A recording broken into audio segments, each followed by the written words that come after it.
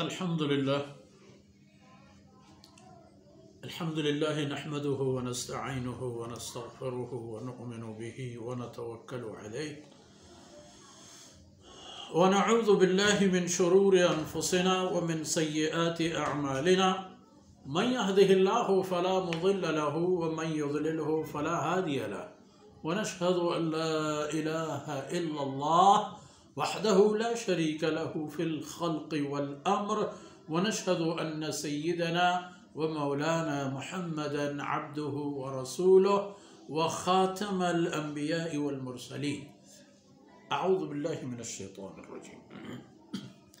بسم الله الرحمن الرحيم.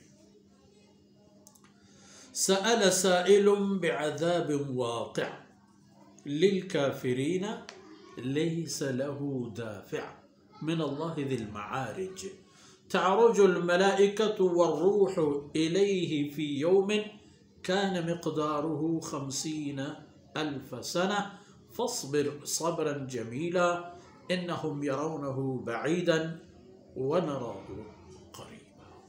سبحانك لا علم لنا إلا ما علمتنا إنك أنت العليم الحكيم. رب اشرح لي صدري ويسر لي أمري واحلل عقدة من لساني يفقه قولي واجعل لي وزيرا من أهلي. رب زدني علما وارزقني فهما ثم أما بعد. گرامی قدر بھائیوں بہنوں اور پیارے بچوں، یہ سورہ مبارکہ حسب سابق ان عظیم الشان فرمودات الہی میں سے ہیں جن کا نزول جناب رسول اللہ صلی اللہ علیہ وسلم کی ہجرت سے پہلے ہوئے، اور یقیناً اس میں اللہ رب العزت کی فرمودات کو ٹکرانا اور آخرت میں ان کا انجام پانا سورت کی موضوع ہے. وحدانیت الہی، بندگی اللہ رب العزت کی، اور پھر آخرت کی ترغیب اور احوال قیامت کی نشاندہی کہ جس میں انسان گرفتار ہوگا، اور قیامت کی تباہیاں انسان کے لیے ہیں، کسی اور کے لیے، انسان اور جنات کسی اور کے لیے، چرند پرند حیوانات کی کوئی تباہی نہیں ہوتی. وہ بھی پیدا ہوں گے، حساب و کتاب ہوگا اور ان کا قصہ ہی ختم ہو جائے. نہ کوئی جنت نہ کوئی جہنم. مگر انسان کے لیے ایسا نہیں ہے. اگر انسان یہاں اللہ کی بندگی سے ہٹ کر زندگی گزارتا ہے تو وہاں ازلی تباہی، ابدی تباہی، سرمدی تباہی. اللہ کی اطاعت شعاریم کو اپنا کر دل و جان سے اللہ کی بندگی کرتا ہے، تقوی کا راستہ انتخاب کرتا ہے، نفس امارہ کو رونتا ہوا آگے بڑھتا ہے، اپنے پاؤں نفس امارہ اور شیطان کی گردن پر رکھ کے رگڑ کے آگے جاتا ہے، تو اس کے لیے ابدی اور دائمی نعمتیں ہیں. اب یہاں بات شروع ہوتی ہے اس انسان کے بارے میں ایک جانا مانا ایک دشمن اسلام تھا، کافر بھی. تو اس نے کہا یا اللہ یہ کیا چکر ہے، اگر واقعی آپ کا پیغمبر حق ہے اور ہم اسے نہیں مان رہے تو ہم پر کیوں اپنا عذاب نازل نہیں کرتے. باقاعدہ کسی اور مقام پر ایک آیت کی شکل میں اس کا تذکرہ موجود ہے کہ ہم پر پتھروں کی بارش برسا دے یا ہمیں تباہ کر دے، دردناک عذاب میں مبتلا کر دے اگر یہ رسول سچ کہتا ہے. عجیب فرمایا کہ سأل سائل بعذاب واقع، ایک مانگنے والے، یہاں سائل سے مقصد طلب کرنے والے، ایک عذاب طلب کرنے والے نے عذاب طلب کی، عذاب مانگا. حالانکہ وہ عذاب بھی کیسا، للکافرین لیس لہ دافع، وہ عذاب تو آنے والا ہے اور کفار سے اسے ٹالنا یا ہٹانے والا کوئی بھی نہیں ہوگا. وہ تو کفار پر پہنچنے والا ہے، ان کو دبوچنے میں دیر نہیں ہوگی.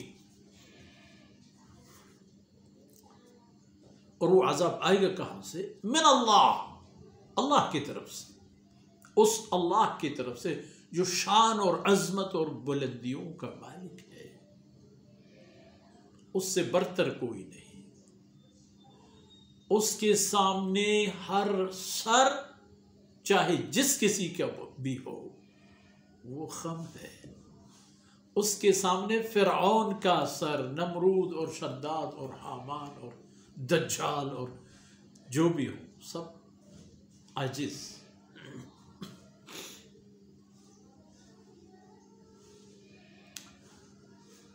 تعرج الملائکۃ والروح الیہ فی یوم کان مقدارہ 50,000 سنہ.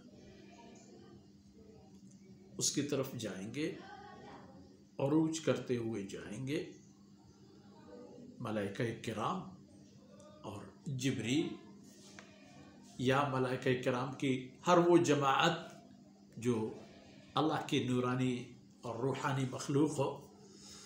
یہ سب اللہ کی طرف جائیں گے، یعنی قیامت کے دن، ایسے دن کہ مقدارہ 50,000 سنہ، وہ دن اپنے طولانیت کے اعتبار میں 50,000 سال طویل دن ہوگا. 50,000، 50 یعنی 50، 1000 یعنی 1000، 50,000 سال طویل دن، ایک دن. اور اس کے بعد میدان محشر کا قصہ ختم ہوگا اور ہر ایک اپنے منزل پر پہنچ چکا ہوگا. سعادت مند ابدی خوشیوں میں اور بدنصیب ابدی تباہیوں میں. جن کی نشاندہی ابھی سے دنیا میں ہے، اللہ کی بندگی سے ہٹ کر ہر رستہ جہنم کی طرف جاتا ہے. اللہ کے احکامات کے خلاف ہر رستہ جہنم کی طرف جاتا ہے. اللہ کے احکامات کا ہر منکر بحالت مرگ جہنمی ہوتا ہے. اگر جس طرح وہ زندگی میں جیتے جی اللہ کے دین کی دشمنی کرتا ہے تو مرتے مرتے اس کی جگہ اگر اسی زندگی پر موت آئے، اسی اس کے عقیدہ و ایمان پر اسے موت آئے کہ وہ اللہ کے دین کو قبول نہ کرے اور اللہ کے فرمودات کو قبول نہ کرے، تو جہنم مقدارہ 50,000 سنہ. اور بعض حضرات نے یہ بات بھی نشاندہی کر دی ہے کہ وہ دن کفار کے لیے اتنا طویل ہوگا، ورنہ جو سعادت مند ہوں گے، خوش نصیب قسم کے لوگ ہیں، ان کے لیے تو کوئی فرق بھی نہیں پڑتا، کیونکہ میدان محشر میں بھی اللہ رب العزت ان کے لیے آسانیاں فرمائیں گے. جناب رسول اللہ صلی اللہ علیہ وسلم نے فرمایا کہ میدان محشر میں اللہ رب العزت مجھے حوض کوثر عطا فرمائیں گے. انا اعطیناک الکوثر، اسی کی طرف اشارہ بھی. اور جن لوگوں نے مجھ پر ایمان لایا اور میرے طریقے پہ زندہ رہے، اسی پر ان کا دنیا سے چلا جانا ہوا، تو میدان محشر میں ایک گلاس پانی میں اپنے ہاتھوں سے اسے پلاؤں گا. ایک گلاس سے زیادہ بھی نہیں، کم بھی نہیں. تو اسی ایک گلاس کوثر کے پانی پینے والا تمام دورانیے میں کسی بھی طرح کی بھوک پیاس محسوس نہیں کرے گا. اس نے خوش و خرم رہے گا کہ پورا سلسلہ ختم ہوگا اور جنتی جنت جا کے پھر وہاں ان کے لیے انواع و اقسام کی اللہ رب العزت کی نعمتیں اور راحتیں اور آسائشیں ہوں گی. فاصبر صبرا جمیلا. اے پیغمبر، پھر آپ دیکھتے ہیں، سنتے ہیں معاملات، آپ صبر کیجئے. صبرا جمیلا، صبر جمیل یہ ہوتا ہے کہ آدمی اپنے اوپر بیتنے والے حالات کا کسی سے تذکرہ نہ کرے. لوگ ستا رہے ہیں، لوگ یہ کر رہے ہیں، لوگ وہ کرنے رہنے دو، آپ اپنے کام جاری رکھو اور کسی سے اس کا تذکرہ اور شکایت نہ کرو۔ انہم یرونہ بعیدا ونراہ قریبا، جس قیامت کو وہ خود مانگ بھی رہے ہیں کہ وہ دن کیوں نہیں آ رہا، انہم یرون، وہ تو آنے والا ہے، لیکن وہ یہی سمجھتے ہیں پتہ نہیں آئے گا بھی یا نہیں، ایسا ہونا ہے یا نہیں، یہ حالت ہوگی یا نہیں، اگر ہے تو پتہ نہیں کتنے ہزار سال، کتنے لاکھ سال کے بعد۔ فرمایا چاہے جو بھی ہو، انہم یرونہ بعیدا، وہ تو سمجھتے ہیں کہ یہ دن بہت دور ہے، وَنَرَاهُ قَرِيبًا، اللہ فرماتے ہیں میں تو اس کو بہت نزدیک دیکھ رہا ہوں، کیونکہ وہ آ رہا ہے اور یہ لوگ اس طرف جا رہے ہیں، دونوں طرف سے باقاعدہ حرکت اور سرعت ہے۔ بات ختم۔ معاملہ یہ ہے کہ آپ تیار ہو کے جائیں تاکہ وہاں کی تباہ کن حالات میں ذلت کی کوئی نوبت نہ آئے۔ آج کی نشست ان باتوں پر، اور انشاءاللہ اس کے بعد والی باتیں اگلے مجالس میں آپ کے سامنے ذکر ہوں گی۔ اللہ رب العزت ہم سب کو آخرت کی تباہیوں اور آخرت کی مشکلات سے محفوظ رکھے، ہمارے والدین، ہمارے اولاد، ہمارے اساتذہ کرام، ہمارے عزیز دوست احباب متعلقین، اللہ رب العزت پوری انسانیت پر رحم کرم فرمائے اور سب کو صراط مستقیم پر آنے کی سعادت نصیب فرمائے، اور امت مسلمہ کو اللہ رب العزت اپنے کلام اور اپنے محبوب رسول صلی اللہ علیہ وسلم کی شریعت پر متفق فرمائے۔ وصلی اللہ علی نبینا محمد وعلی آلہ وصحبہ